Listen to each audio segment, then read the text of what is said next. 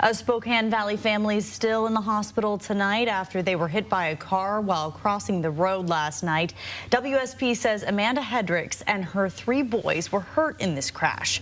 Amanda, her youngest son, and oldest son are all expected to make a recovery, but 2.5-year-old Thor is still in critical condition and fighting for his life tonight.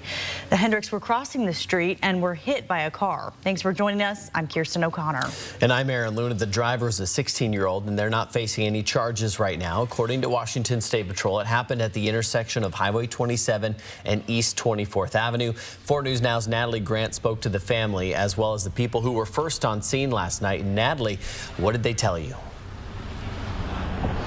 Well, Kirsten, Aaron, I'm outside here of Sacred Heart Hospital in Spokane, where that 2.5-year-old is still in critical condition tonight. His father, Joshua, telling me there's a lot of swelling in his brain after he was thrown from his stroller in the crash last night. The boy's name is Thor, which is fitting because right now he's in need of some superhero strength. When Joshua Hendricks got the news his family had been involved in a crash, he was almost 300 miles away in Seattle for work. I gotta get home. Yeah, I gotta get home. And that just was the only thing that kept going in my mind was, gotta get home. God, let him still be alive when I get there. He jumped on the last plane to Spokane and raced to the hospital, praying for his son the whole way. No one could ever prepare you for a phone call like that. Right now, Thor is sedated as doctors wait for the swelling in his brain to go down. From his neck down, everything's okay, considering he got thrown from the stroller at like 25 feet. But without the quick response from neighbors, the outcome could have been much more grim. Miranda Henry and her family live right next to the crash scene. Her and her dad raced to help, and when Miranda and another woman reached Thor, he wasn't breathing.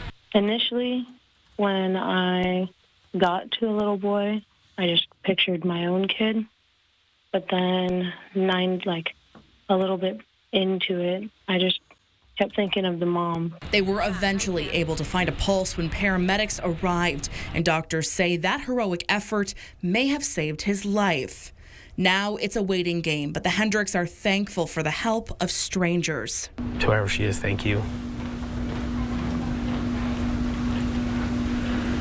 Miranda and Joshua tell me that the intersection is an area that families and children cross daily to get to those schools and parks. The city of Spokane Valley says that they were contacted by neighbors today about the possibility of putting up crosswalks or of some sort in that area. They said they're working with WashDOT and State Patrol to figure out the next steps and if one is needed in that area. Joshua also wants to remind people to pay attention and slow down when they're driving. Reporting in Spokane tonight, Natalie Grant, 4 News Now.